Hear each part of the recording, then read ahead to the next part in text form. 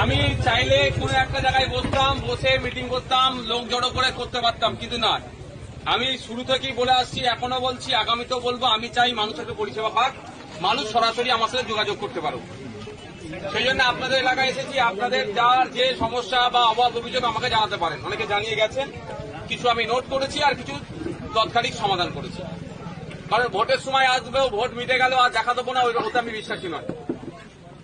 হ্যাঁ, যেভাবে সময় দেওয়া দরকার ছিল সেরকম ভাবে আমি দিতে পারিনি, আমি দুঃখিত। কারণ আপনারাই আমাকে যে দায়িত্ব তুলে দিয়েছেন, সারা রাজ্যে আমাকে ছুটে যেতে হচ্ছে। শুধু সারা রাজ্য নয়, এখন সুপ্রিম কোর্টও মাঝে মধ্যে ছুটে যেতে হচ্ছে। আপনারা আমাকে সেই দায়িত্বটা এমন দিয়েছে। আপনাদের দুয়ারে এসেছি, আপনাদের এখানে এসেছি আপনাদের সমস্যাগুলো জানার জন্য। বিগত দিনে শুনেছি যেগুলো যা হয়েছিল বিধানসভায় উত্থাপন করেছিলাম, বিধবা ভাতা, বার্ধক্য ভাতা, যে সমস্ত বিষয়গুলো ছিল, ভাঙনের মানুষ অনেক পাচ্ছিল না, সেইগুলো উত্থাপন বিধানসভায় করেছিলাম। কনসার্ন ডিপার্টমেন্টাল মিনিস্টারকে বলেছিলাম, তারপরে অনেক কোটা বেড়েছে, বাংলার অনেক মানুষ সেই ফ্যাসিলিটিস গুলো পাচ্ছে। আজকে আপনাদের কাছ থেকে অনেক কিছু শুনেছি, আবাস যোজনা যারা পাওয়ার যোগ্য তারা পাচ্ছে না, সেগুলো বলেছি। বিডিওকে অ্যাপ্লিকেশন করে জমা দিয়ে রিসিপ্ট কপি নিতে, প্রয়োজনে যে মিনিস্টার আছে এই অ্যাপ্লিকেশন কপির যে রিসিপ্টটা আমি মিনিস্টারের হাতে দেব, যে প্রকৃত কাজের পাওয়ার দরকার তারা পাচ্ছে কি পাচ্ছে না। আমাদেরকে জানাতে হবে মন্ত্রীকে। আশা করবো মন্ত্রী সঠিক ব্যবস্থা নেবেন। না জানালে কি করে জেনেও তখন জানতে পারবে না। কিন্তু আমি অফিসিয়ালি তাকে কাগজ জমা করি তার কাছে, তার একটা এক্সট্রা তারপরে চাপ বলতে পারেন, এক্সট্রা দায়িত্ব বলতে পারেন, সেটা হতে পারে। তাই যা সমস্যা আছে আমি চলে যাচ্ছি মানে এখান থেকে সমস্যা শুনবো না এরকম ব্যাপার নয়। আমাদের এখানে যারা আছে তাদের সাথে যোগাযোগ করবেন। আর এটা আমি বলে যাচ্ছি যে আইএসএফ এর বা সংযুক্ত মোর্চার ভাইজান বিধায়ক হয়েছেন মানে আমি তৃণমূল করি, আমি বিজেপি করি, আমি সিপিএম, আমি অন্যান্য পার্টি করি, আমাদের কথা শুনবে না, এইরকম কেউ ভাববেন না। আমি বিধায়ক হিসাবে আমার কাজ হচ্ছে ভাঙড়ের প্রত্যেকটা মানুষকে পরিষেবা দেওয়া। যে আমার বিরুদ্ধে কথা বলে তাকেও আমার পরিষেবা দিতে হবে। এটাই গণতন্ত্র, এটাই ডেমোক্রেসি। হয়তো মাইকে উঠে আমার বিরুদ্ধে অনেক কথা বলেছে, তার যদি সিগনেচারের দরকার হয় আমাকে দিতেই হবে। না দিলে আমি গণতন্ত্রের বহির্ভূত কাজ করছি, পরিপন্থী কাজ করছি। আমি গণতন্ত্রকে প্রাধান্য দিচ্ছি না, আমি সেটা সংবিধান বিরোধী কাজ করছি। সুতরাং যার যেটা দরকার যোগাযোগ করবেন। এমনও অনেকে যোগাযোগ করেছিল যারা চরম আমার বিরোধী রাজনৈতিকভাবে, গোপনে তার ছেলের সার্টিফিকেটের দরকার যোগাযোগ করেছে, গোপনীয়তা বজায় রেখে তার বাড়িতে আমি কাগজ পৌঁছে দিয়েছি। তার সাথে আমার রাজনৈতিক মতপার্থক্য আছে, থাকবে, সেটা নিয়ে ব্যাপার নয়। তার কাগজ প্রয়োজন হয়েছে বলে তারটা আমি এক্সপোজ করবো, লোককে দেখাবো, এই দেখো অমুক নেতা আমার বিরুদ্ধে এত কথা বলেছিল, তার ছেলের কাগজ দরকার, আমি তাকে দিয়েছি। এটা আমার এই পাবলিসিটিটা আমার নিয়ে অনুচিত বলে মনে করি। তাই আপনাদের এখানে বলে যাচ্ছি, মায়েরা আছেন, যে কোনো সমস্যায় আমাদের সাথে যোগাযোগ করবেন।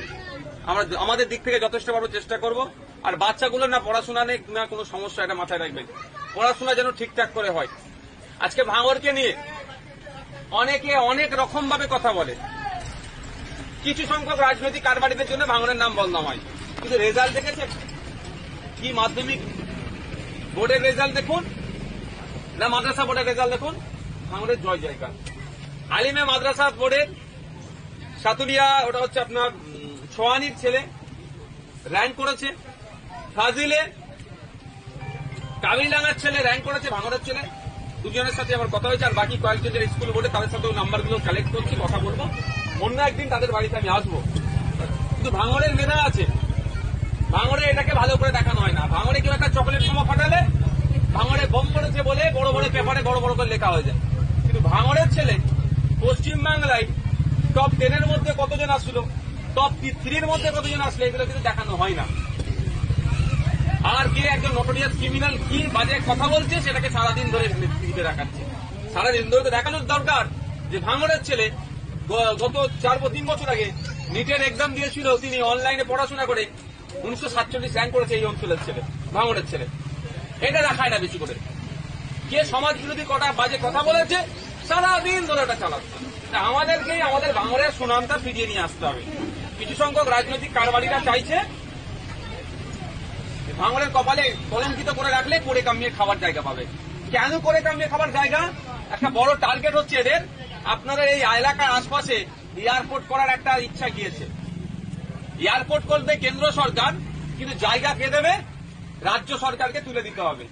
কেন আজকে আমাদের আরো দমন পীড়ন ভাবতে হবে আপনাদেরকে। আমি থাকতে কি করতে দেব? আপনাদের ইচ্ছার বাইরে?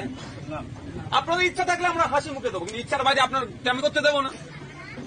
এত জায়গা আছে এখানে সবজির, এখানকার সবজি সারা ভারতবর্ষে খাই যায়, খোঁজ নিলে ভারতবর্ষের বাইরে এখানকার সবজি। তাহলে এত 3 ফসলি 4 ফসলি জমিগুলোকে ছেড়ে দেওয়া যাবে? যেখানে চাষবাস হয় না, যেখানে সব সময় মাঠ ফাঁকা করে পড়ে থাকে বা জলা জমি, সেখানে মাটি বলিয়ে এয়ারপোর্ট করো না, কিন্তু এখানে দিকে তাকাচ্ছ কেন? আমি থাকলে হবে না। ওই জন্য সুকৌশলে আমাদের উপরে এত মিথ্যা মামলা টামলা কেন দিচ্ছে? কি দরকার আছে আমাকে মামলা দেবার? আমাকে দুর্বল করা, আমার ছেলেদেরকে দুর্বল করা। দুর্বল করতে পারলে কি হবে? 2026-এ ভোটে আসছে, ওদের স্বপ্ন আমাকে হারাবে, হারিয়ে এখানে দখল নেবে, এয়ারপোর্টের জন্য জায়গা দেবে। সে ভাঙড়ের মানুষ কি করবে আমি ভালো করে জানি, সেই আমি একবারও চিন্তিত নয়। আমাকে অনেকে জিজ্ঞাসা করে বলে যে ভাইজান ভাঙড় ঠিক আছে তো? আমি বলি গতবারে 21-এ জানা ছিল তার থেকে বেশি ঠিক আছে। তখন বলেছিল, তখন ভয় দেখিয়েছিল বিজেপি চলে আসবে বলে আমাদের ভোট একটু কম হয়েছিল। এখন ভাঙড় নয়, সারা রাজ্যের মানুষ বুঝতে পারছে বিজেপির বিরুদ্ধে আসল লড়াইটা নওশাদ সিদ্দিকী বা আইএসএফরা করছে। এটা নতুন করে বলতে লাগবে না। তো এদের ধান্দা আছে, কিন্তু আপনাদের বলে রাখি এখানে এয়ারপোর্ট করার। এবার এদের লাভটা কি হবে? এরা কি করবে? আপনার যেমন সে নিউ টাউনটা দেখেছিলেন, এরা, আমি নিউ টাউনে যাচ্ছি না, এরা এখানে ধান্দা কি হবে? আপনার কানে বন্দুক ধরে বলবে 20,000 টাকা শতকে সই কর, আর ওই জায়গাটা হয়তো 20 লাখ টাকা শতকে বিক্রি করবে। এই জন্য কিন্তু আপনার উচ্ছেদ হয়ে যাচ্ছে, ভাঙড়ের মানুষ ধ্বংস হয়ে যাচ্ছে। এদের ওইসব কিছু ব্যাপার নেই। এরা অন্য স্বপ্ন দেখছে যে আমি 20 বিঘা জমি যদি বিক্রি করতে পারি দায়িত্ব নিয়ে, বিঘাতে যদি আমি 820 লাখ টাকা, বিঘাতে নয় কাটাতে ইনকাম করবো, শতকে বিশাল টাকা ইনকাম করবো।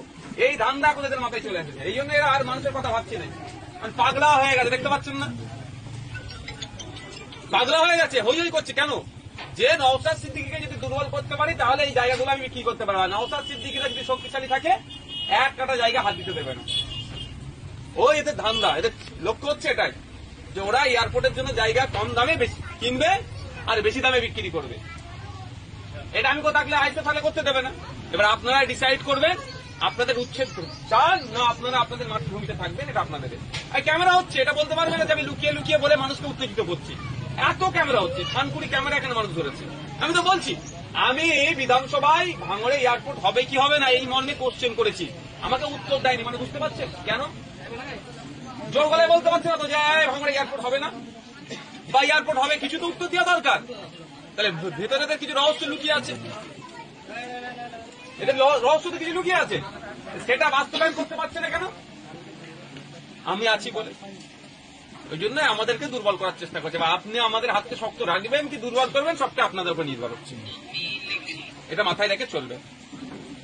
কারণ আমাদের এখানে, আমাদের অবশ্যই এখানে কোনো অস্বীকার করার কোনো জায়গা নাই। কিছু হয়েছে পাওয়ার গিল্ডের জন্য, যে যে কমিটমেন্ট গুলো করেছিল, হসপিটালটা হয়েছে, আরো ভালো করে হোক। যে যারা চালাচ্ছেন ভাই দাদারা আরো ভালো করে চালাক, ওতে আমার কোনো বিতর্ক নয়। কিন্তু বলা হয়েছিল কি একটা কোল্ড স্টোর দেবে, এখন ঘিরে ফিরে রেখেছে। কিন্তু এতদিন হয়ে গেল, কত বছর হলো বলুন,